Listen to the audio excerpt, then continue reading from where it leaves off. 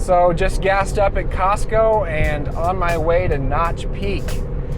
Most people probably don't know what Notch Peak is or even where it is. I've only done it once before, but it's a great hike to do in this awkward season, kind of from April to June, where nothing's really hikeable in the local mountains, especially if you're trying to get up into the canyons or anything like that. You're just going to be finding yourself in knee to waist deep, slushy, crappy snow.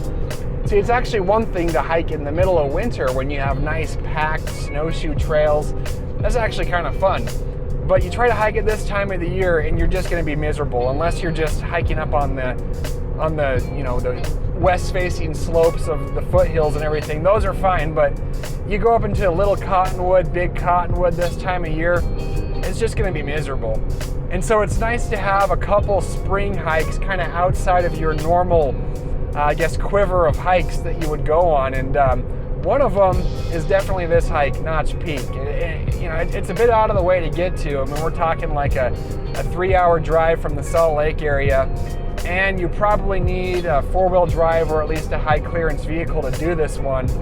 But it's actually kind of a hidden gem here in Utah. And one of the cool things about it, when you're standing on the summit of Notch Peak, you're actually standing on top of the second tallest sheer cliff in the United States, second only to El Capitan in Yosemite. And I'll tell you from experience, having done this hike once before, that man, why is this guy driving 65 miles per hour in a 75? Get the hell out of my way. Jeez Louise, dude. What are you doing? Well, anyway, when you're on the top of of Notch Peak and you look down at that 2,200 foot drop, there is a physiological response almost that courses through like your entire body. I mean, everyone's had vertigo before, but I'll tell you what, this type of magnitude where you're just staring down the barrel of a 2,200 foot drop, that's another level of that. And it's kind of funny because the reality is, any old hike you do where you end up on a 50 to 100 foot precipice overlooking the view, falling off of that's just as bad. Like, it's not like falling off 100 feet's a better outcome than falling off of 2,000 feet. But you definitely feel the difference, at least like the way your body responds to that kind of view.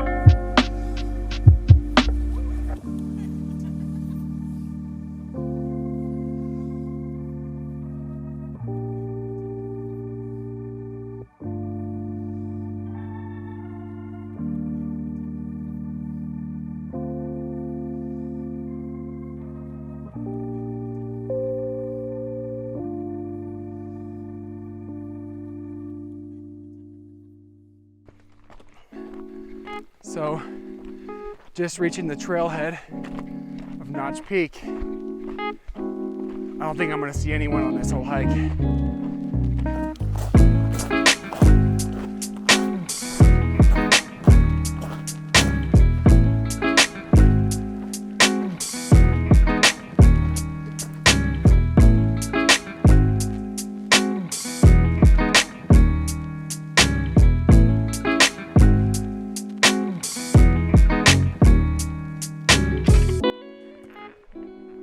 Now at the part of the trail where it becomes a little harder to follow and we have to use these cairns here.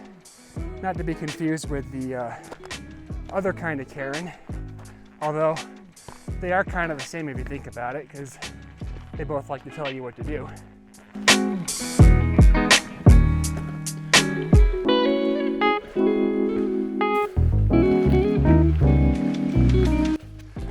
Something I think about a lot when I'm out hiking alone in a remote place like this especially is, you know, it's always hard to imagine in our modern world what things might have looked like, you know, 100 years ago or 1,000 years ago or whatever, how long ago. But when you're out in a place like this is what it looked like 1,000 years ago, you know?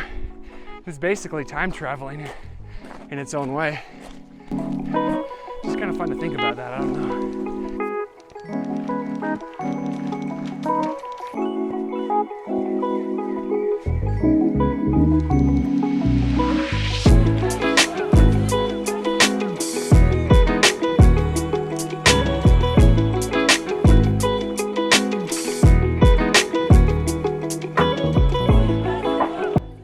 So you gotta be kidding me with this perfect day. I mean, there is literally zero wind right now. I mean, I can't even feel the slightest breeze. In fact, in all of my life, hiking summits, whatever, all over the place, I have never experienced this calm of a summit in my entire life. It's like kind of spooky, as if being alone, as if being alone 50 miles away from the nearest person isn't spooky enough to just have this completely still, dead day like this. It's a little eerie, but I kind of like it. So honestly, one of my greatest pleasures in life is an apple. It's a nice crisp apple at the top of a summit.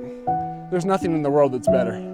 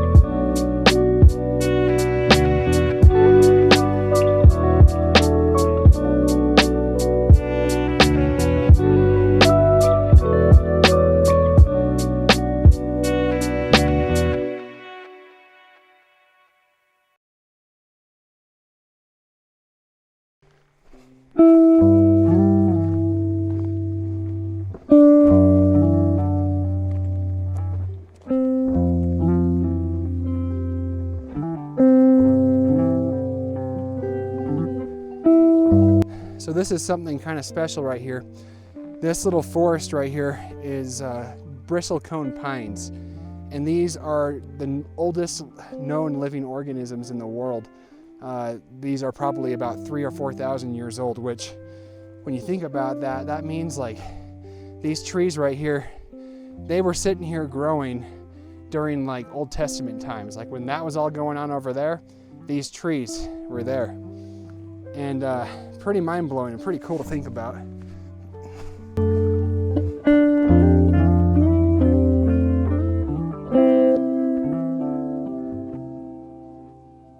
So I did a stupid thing. So I went over across to the other side of the ridge to get a photo, and you know, it turned out that the light was just a little too harsh to get what I wanted, and I knew it wasn't worth waiting all the way until, you know, nightfall to get the photo. And so I had looked at my phone on the summit, and I thought it was like 6:30, and so I'm kind of thinking, okay, I need to hurry. And then I get off of that saddle, and for some reason my phone went into Nevada time, which is obviously an hour behind us. And so I'm sitting there thinking I had an extra hour to burn. So I was taking my time, kind of lollygagging around. Meanwhile, it's getting dark, and I'm now heading down a whole half hour later than I wanted to. I should be good, but I'm kind of ticked that I didn't catch that. So this could be a little interesting on the way down. Kind of want to hurry here and get through the sketchy part, so I'm at least on firm ground by the time it's dark. But yeah, this is why hiking alone out in a place like this is not really ideal. Now I've got myself in a situation where I'm gonna have to find my way on this kind of vague trail in the dark.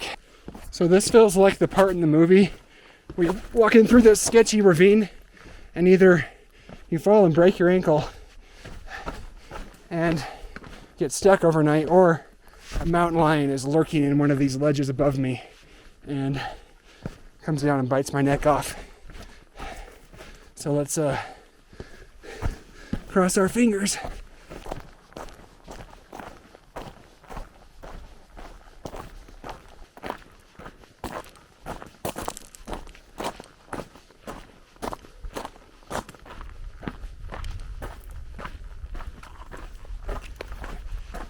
If I've ever been in a haunted canyon in my life, I think this is it. I like to think that if there's anything malicious out there, that if I just walk with confidence and pretend like I belong, then they're going to leave me alone. Right? That's how it works.